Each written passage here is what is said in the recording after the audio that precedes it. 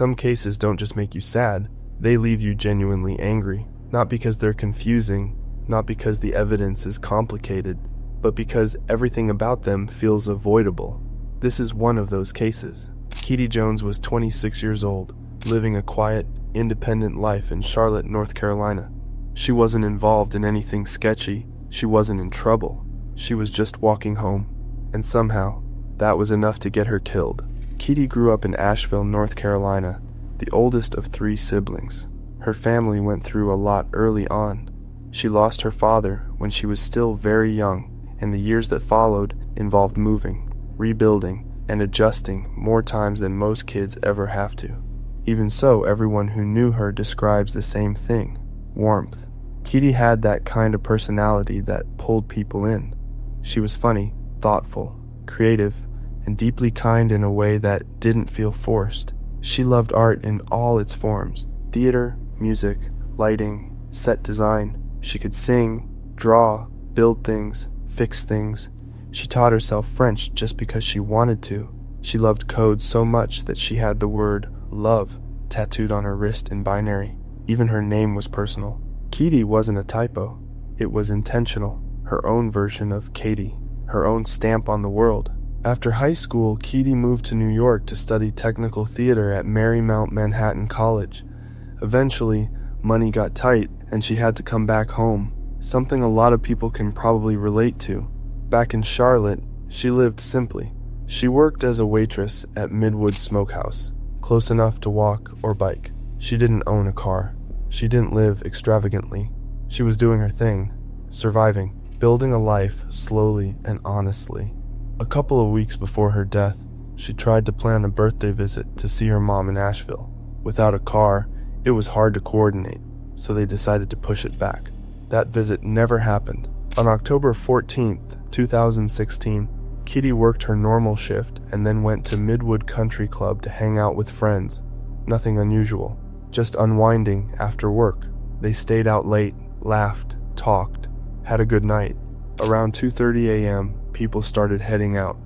Friends offered her rides home, more than once, and she turned them down. The weather was nice.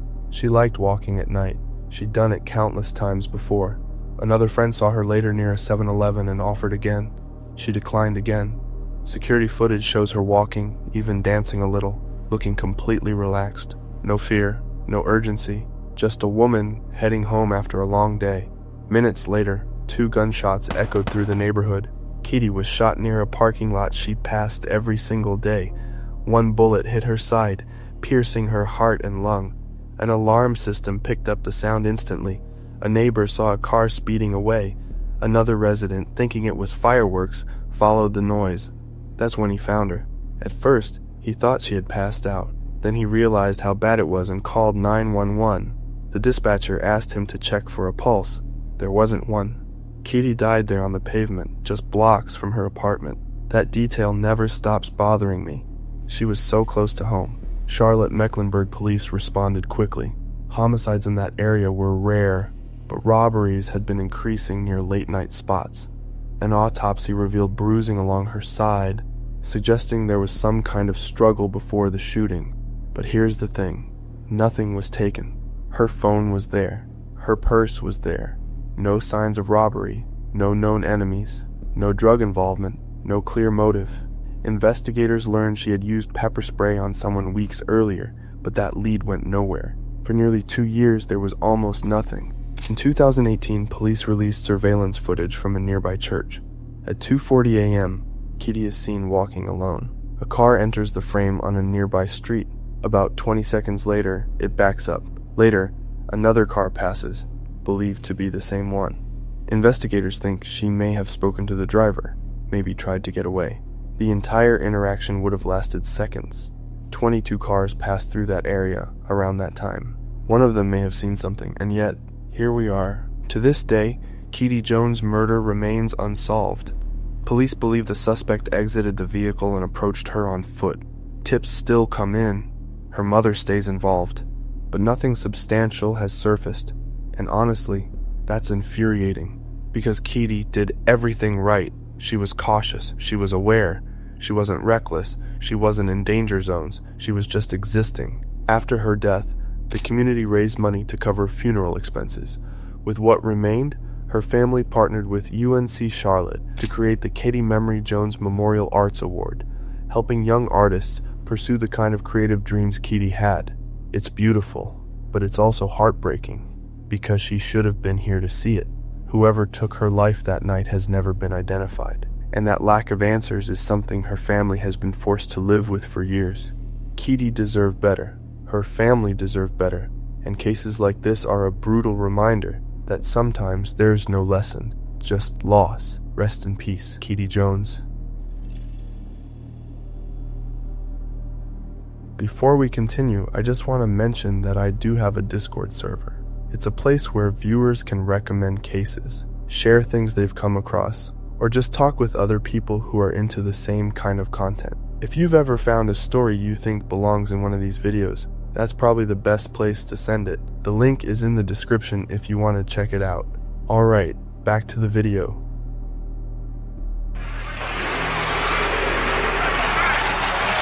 He can't shut it down.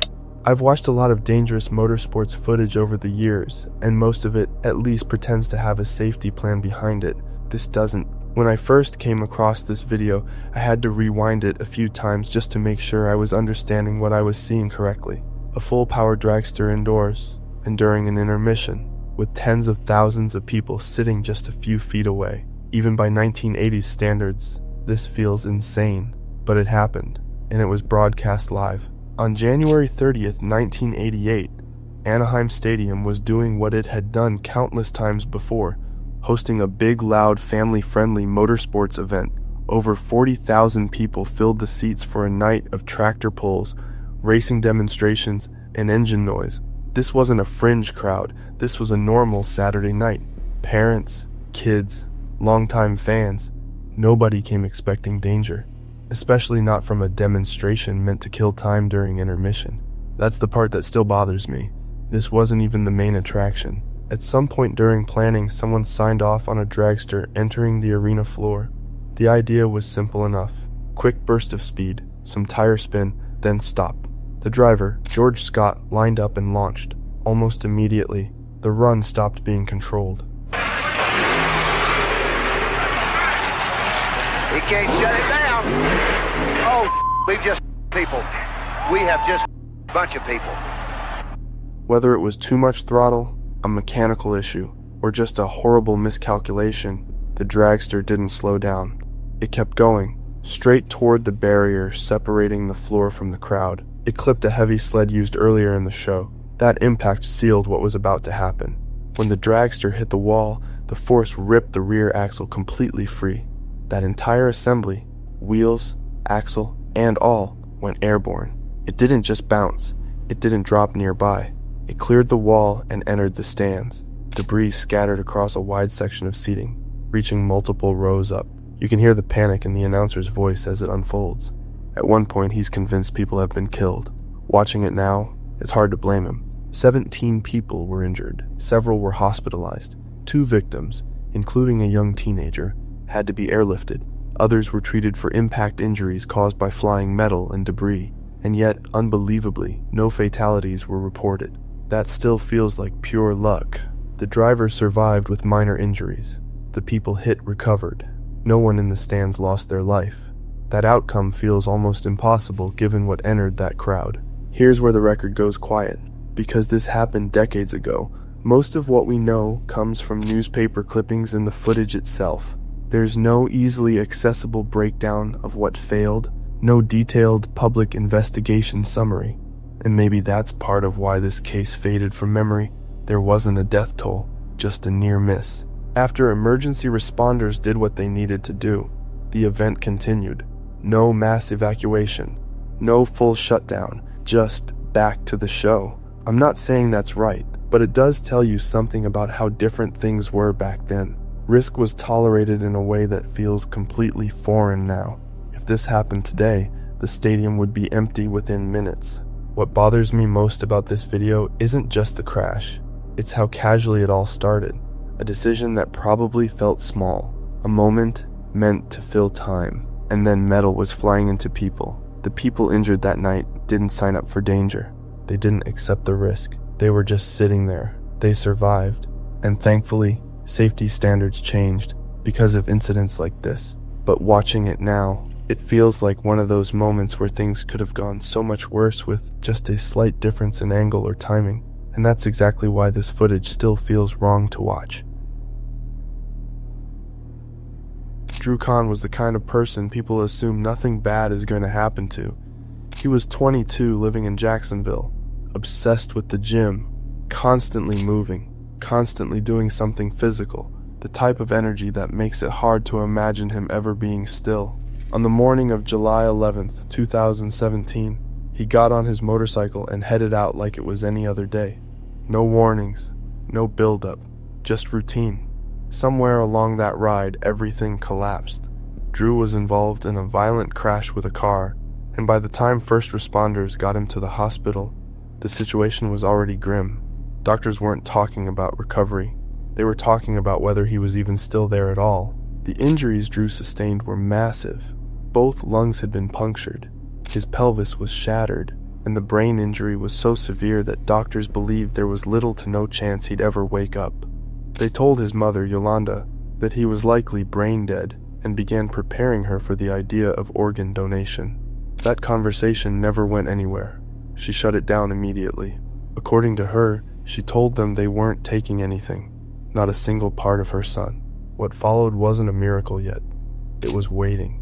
Drew remained in a coma for 244 days, nearly 8 months of uncertainty, hospital rooms, and being told over and over again to prepare for the worst.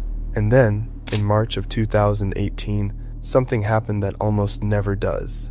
Drew woke up, not gradually, not halfway. He opened his eyes.